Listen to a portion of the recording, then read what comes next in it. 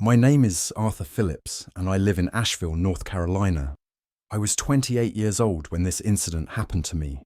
I was driving from Asheville to a friend's cabin in Blackwood Forest, a dense woodland area known for its eerie ambience and numerous tales of ghostly sightings. I never believed in those stories, but what I experienced that night changed my life forever. As I made my way through the winding roads of the forest, the sun began to set and a thick fog rolled in, making it almost impossible to see.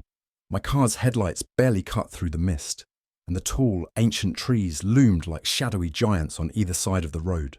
I felt a chill run down my spine, a sense of foreboding that I couldn't shake off. Suddenly, I saw a figure dart across the road. I slammed on the brakes, heart pounding, and stepped out to see if anyone was hurt. The silence was deafening, broken only by the sound of my own breathing and the rustling of leaves. I called out, but there was no response. Just as I was about to get back into my car, I noticed something on the ground. An old, tattered doll, its eyes missing, its face contorted into a sinister grin. I picked up the doll, and a wave of nausea washed over me. As I stood there, the fog seemed to thicken, and I heard faint whispers coming from the trees. I felt eyes on me, watching, waiting.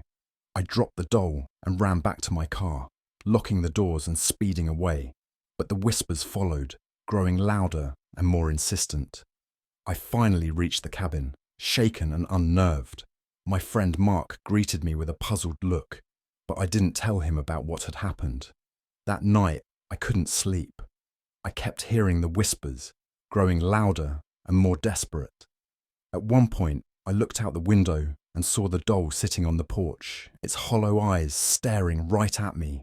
I left the cabin at dawn, vowing never to return to Blackwood Forest. To this day, I can still hear those whispers in my nightmares. And I know that something in those woods was watching me, waiting for the right moment to strike. My name is Charles Hunter, and I live in Savannah, Georgia. I was 34 years old when I encountered something I can never forget. I was working as a historical researcher, and my job took me to various old and supposedly haunted locations. One such place was the Mallard Mansion, an old decaying estate on the outskirts of town, known for its tragic history and paranormal activity. The mansion had been abandoned for decades, but it was once the home of a wealthy family who all died under mysterious circumstances. As I walked through the grand dusty halls, I felt a sudden drop in temperature. The air was thick with the scent of decay and something else, something rotten and otherworldly. While examining an old portrait in the library, I felt a cold hand on my shoulder. I spun around, but there was no one there. I laughed it off, attributing it to my imagination, but the feeling of being watched persisted. I continued my research, but the atmosphere grew increasingly oppressive. Doors creaked open on their own, and shadows danced on the walls, though there was no source of light. One night, as I was going through some old documents in the mansion's study, I heard a soft, crying sound coming from the attic. Curiosity got the better of me, and I made my way up the narrow, rickety staircase. The crying grew louder, more anguished, and I felt a sense of overwhelming sadness. As I reached the attic, I saw a figure in the corner, a young woman in a tattered dress, her face buried in her hands. I called out to her, but she didn't respond. As I stepped closer, she lifted her head, and I gasped. Her eyes were hollow, dark voids, and her face was a mask of despair. She opened her mouth to scream, and the room filled with a deafening wail that shook me to my core. I stumbled back, falling down the stairs and landing hard on the floor below. When I looked up, the attic door slammed shut with a force that rattled the entire mansion. I gathered my things and fled, not daring to look back. I later learned that the woman I saw was the youngest daughter of the McAllister family, who had gone mad with grief after the deaths of her parents and siblings. She had taken her own life in that attic, and her restless spirit still haunted the mansion, trapped in an endless loop of sorrow and despair.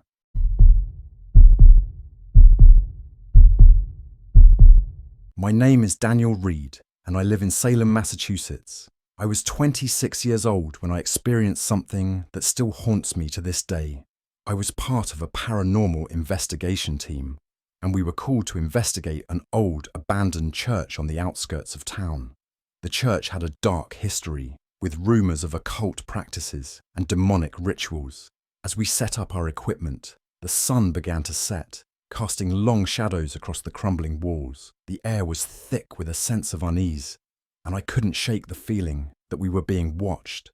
As night fell, the atmosphere grew more oppressive and strange things began to happen. Our equipment malfunctioned, and we heard footsteps echoing through the empty halls. At one point, we heard a loud crash coming from the basement. We made our way down the narrow, winding staircase, our flashlights barely piercing the darkness. The basement was cold and damp, with the smell of mildew and something else, something metallic and bitter.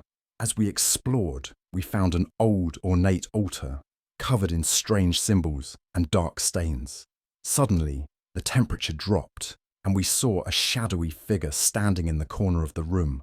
It was tall and gaunt, with glowing red eyes that seemed to pierce through the darkness. The figure moved towards us, and we felt an overwhelming sense of dread. We tried to leave, but the door slammed shut, trapping us inside. The figure began to chant in a language we couldn't understand, and the walls seemed to close in on us. We felt a crushing weight on our chests, making it hard to breathe. Just as we thought we couldn't take it anymore, the figure vanished, and the door creaked open. We ran out of the church, never looking back. We later learned that the church had been the site of numerous rituals performed by a cult that worshipped a dark entity. The leader of the cult had been executed, but his spirit remained, bound to the church and seeking revenge on anyone who dared to enter. To this day, I can't drive past that old church without feeling a chill run down my spine, knowing that something evil still lurks within its walls.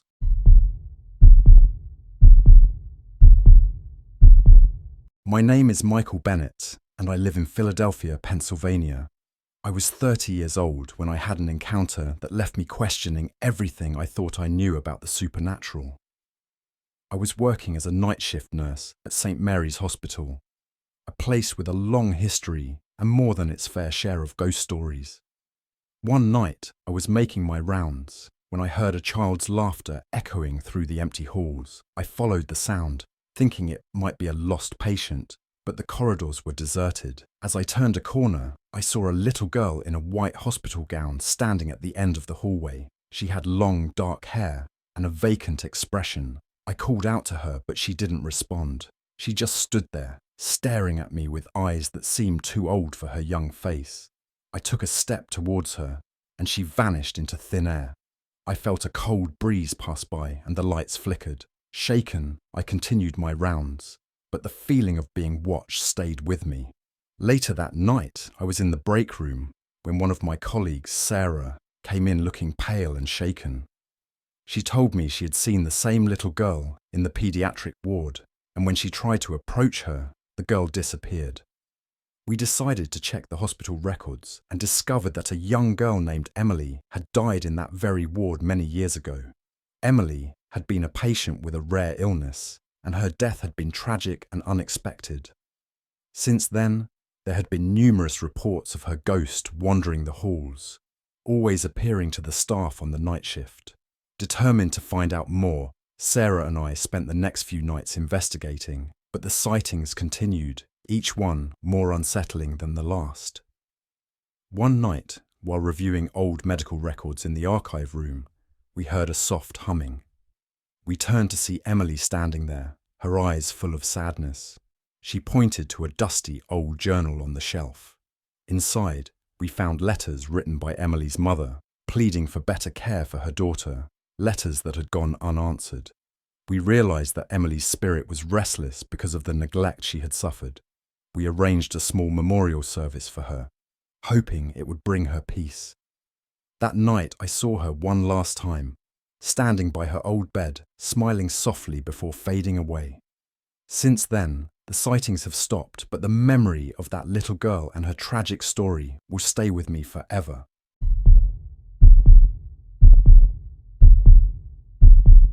My name is Benjamin Clark, and I live in Providence, Rhode Island.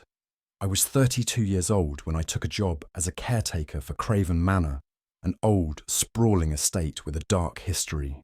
The manor had been abandoned for years, and the locals avoided it, claiming it was cursed. I didn't believe in curses, but I needed the money, so I took the job. From the moment I stepped into the manor, I felt a sense of unease. The air was heavy, and the silence was oppressive.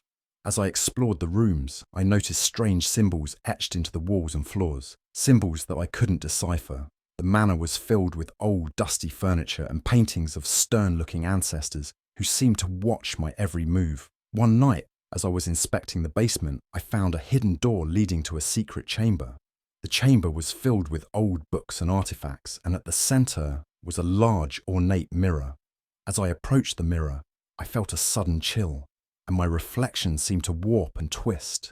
I saw shadows moving behind me, but when I turned around, there was nothing there. Over the next few days, the strange occurrences intensified. I heard whispers coming from empty rooms, and doors would slam shut on their own.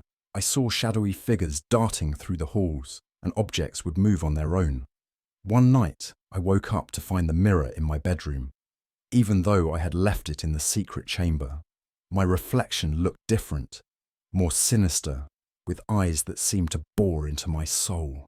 I tried to leave the manor, but the doors wouldn't open, and the windows were sealed shut. The shadows grew more aggressive, and I felt like I was being suffocated by an unseen force.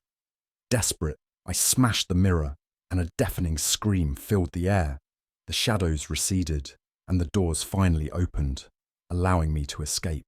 I later learned that Craven Manor had been the site of dark rituals performed by the original owner, a man obsessed with immortality. He had trapped his own soul in the mirror, and anyone who entered the manor would become a target of his wrath. To this day, I can't forget the terror I experienced in that cursed place, and I know that the shadows of Craven Manor still linger, waiting for their next victim.